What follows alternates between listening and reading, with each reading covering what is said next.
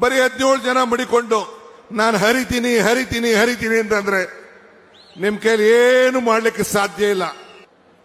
ಮೊನ್ನೆ ತಾನೇ ಕುಮಾರಸ್ವಾಮಿ ಅವರು ಬೆಂಗಳೂರು ನಗರದಲ್ಲಿ ಬಿಯಿಂದ ಎ ಖಾತೆ ಮಾಡಿಸ್ಬೇಕಾರೆ ನಮ್ಮ ಸರ್ಕಾರ ಬಂದ್ಬಿಡ್ತದೆ, ನೀವು ಯಾರು ದುಡ್ಡು ಕಟ್ಟಕ್ಕೆ ಹೋಗ್ಬೇಡಿ, ನಾವು ಬಂದು ಮಾಡ್ತೀವಿ ಅಂತ ಪಾಪ ಮಾತಾಡಿದ್ದಾರೆ.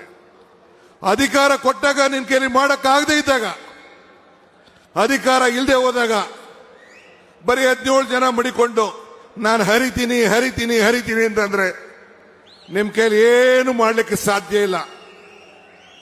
ನಿಮ್ಮ ಶಾಸಕರು ವಿಧಾನಸಭೆಯಲ್ಲಿ ಒಬ್ರು ಕೂಡ ಈ ಬಡವರ ಬಗ್ಗೆ ಒಂದಿನ ಒಂದು ಮಾತಾಡಕ್ಕಾಗಿಲ್ಲ.